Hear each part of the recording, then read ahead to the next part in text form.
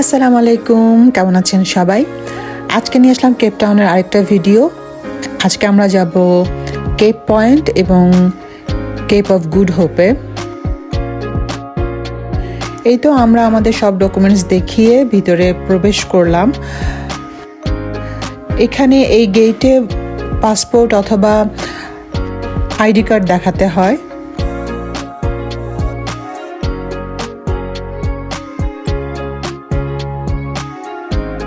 বেশ কিছুক্ষণ গাড়ি চালানোর পরে ওই যে আমরা দেখা যাচ্ছে লাইট হাউসটা, আমরা ওখানে যাব। তো গাড়ি পার্ক করে তারপর আমরা সেখানে উঠব।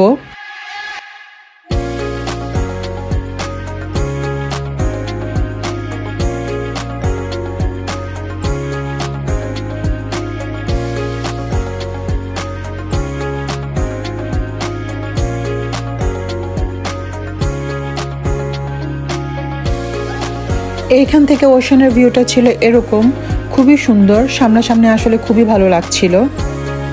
বেশিক্ষণ আসলে দেখা যায়নি এভাবে দাঁড়িয়ে থেকে, কারণ অনেক বাতাস আর ঠান্ডা ছিল সেদিন। ওয়েদারটা তো দেখতেই পাচ্ছেন কেমন ক্লাউডি।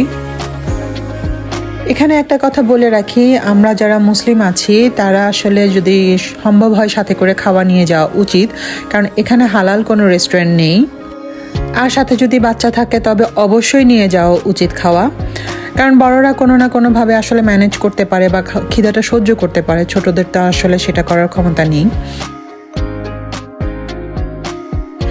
তো আমরা লাইট হাউসে ওঠার জন্য একটা ট্রেন ইউজ করব, তো সেটার জন্য টিকিট কাটতে হচ্ছে। তো টিকিট কেটে আমরা ট্রেনে করে যাব। এই তো আমাদের ট্রেন চলে এসছে।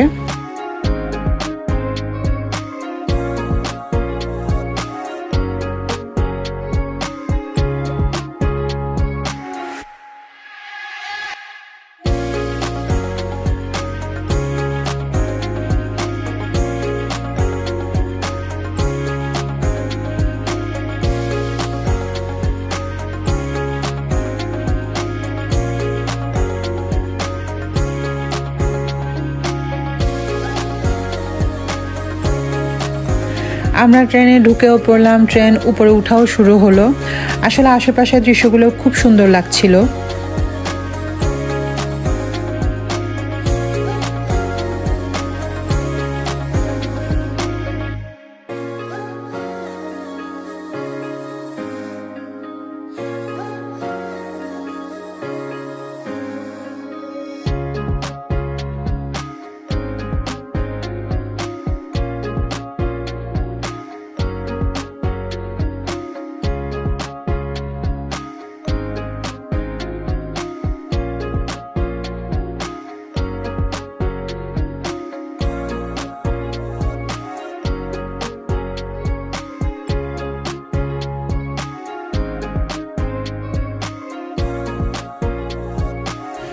আমরা উপরে উঠছি, আর উপরে যারা ছিল এতক্ষণ তারা আস্তে করে নিচে নামছে এখন, আর একটা ট্রেন অপর দিক থেকে আসছে।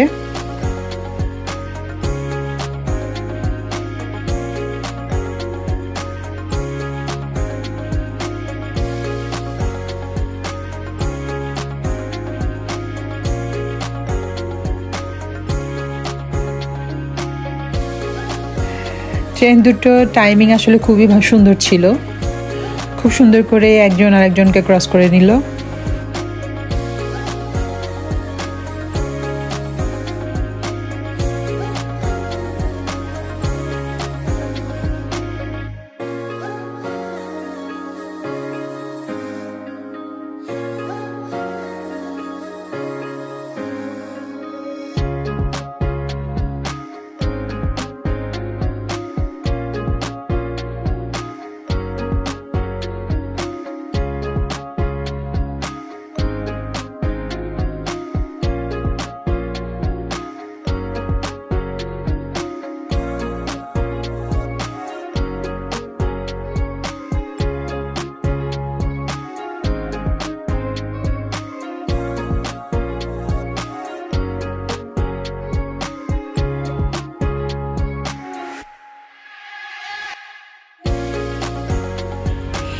এই তো আমাদের স্টেশন চলে এসেছে, আমরা উপরে উঠে গেছি।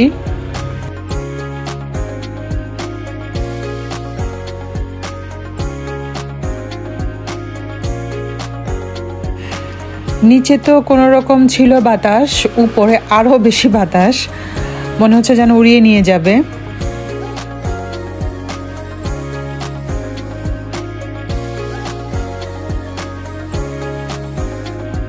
ট্রেন আমাদেরকে এতটুকুই নামিয়ে দিল, ওই যে উপরে যে লাইট হাউস অতটুকু আমাদেরকে সিঁড়ি বেয়ে উঠতে হবে। আর এখান থেকে ভিউটা ছিল এরকম, খুবই সুন্দর, খুবই সুন্দর।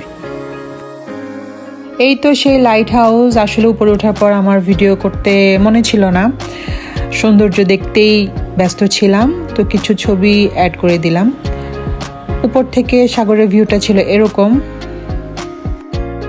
কিন্তু এবার কিছুক্ষণ দেখার পর আমার কেন জানি ভয় করতে শুরু করলো।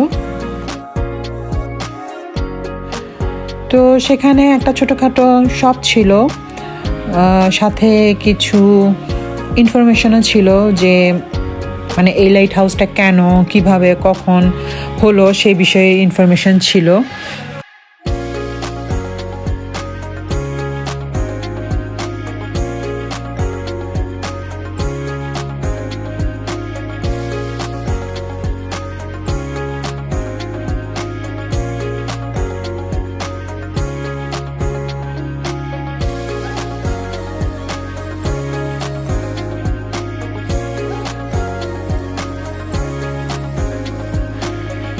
তারপর এই যে আমরা একটু শপেও ঢুকলাম কিছু গিফট আইটেম কেনার জন্য।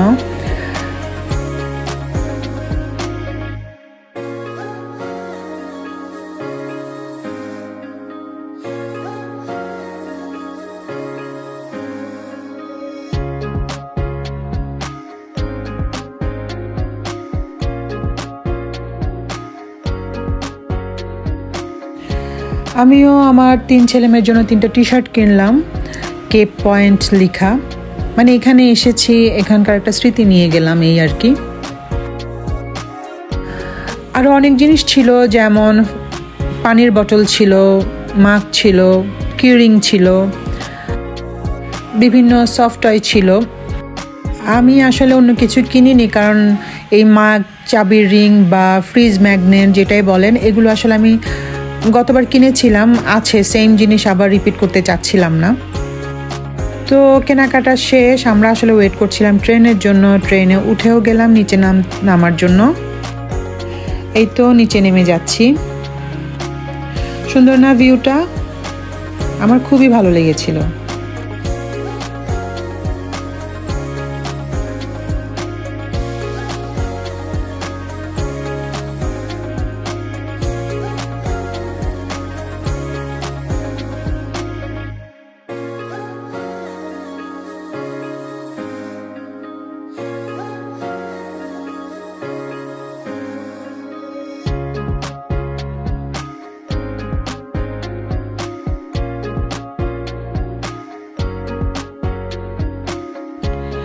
তো কেপ পয়েন্ট থেকে আমরা যাচ্ছিলাম Cape of good হোপে।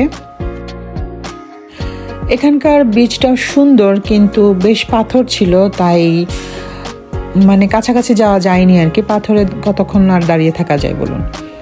Cape of good হোপে আসলে আমরা উঠিনি, কারণ ওই যে ঠান্ডা ছিল আর সন্ধ্যা হয়ে আসছিল। তো আমরা চলে যাচ্ছিলাম, কারণ আর কিছু আসলে দেখার নাই এখানে। সাগরের পাশে দিয়ে এরকম যদি একটা রাস্তা থাকে, আসলে সেই রাস্তায় চলতে বেশ ভালোই লাগে, আমার কাছে খুবই ভালো লাগে। আমি আসলে সমুদ্র খুবই পছন্দ করি। আমরা যে রাস্তা দিয়ে এসেছিলাম সেই রাস্তা দিয়ে এবার বের হইনি, আমরা টাউনে আসার জন্য, মানে আমাদের হোটেলে আসার জন্য অন্য একটা রাস্তা ইউজ করেছি, এবং এই রাস্তাটা এত ভয়ঙ্কর। যারা আসলে এখানে থাকে তারা ইউজ টু এই রাস্তা ব্যবহার করে, কিন্তু আমরা যারা বাইরে থেকে আসি, ফরেনার বলেন বা ট্যুরিস্ট বলেন, ওদের জন্য আসলে এটা খুবই একটা রিস্কি রাস্তা আমার কাছে মনে হয়। তাই আস্তে আস্তে আসলে ড্রাইভ করাই বেটার। আমার গাড়িতে যেহেতু বাচ্চা ছিল, বাচ্চারাও বলছিল তাদের বাবাকে যে আস্তে চালাও, আস্তে চালাও, মানে ওরা ভয় পাচ্ছিল, কারণ আমরা তো আসলে এরকম রাস্তায় গাড়ি চালিয়ে ইউজ টু না।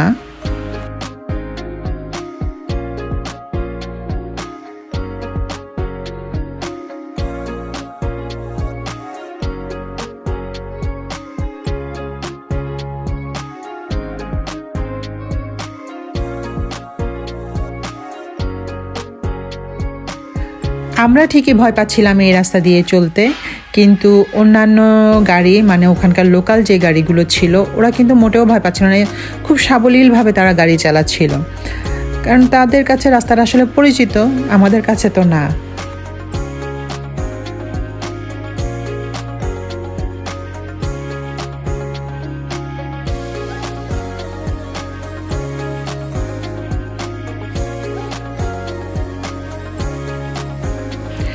তো এই তো আজকের মতো আমাদের কেপ পয়েন্ট ঘোরা শেষ, চলে যাচ্ছি হোটেলে, খাওয়া দাওয়া করে ঘুমাবো, তারপরে নেক্সট ডের জন্য আবার রেডি হব। আল্লাহ হাফেজ।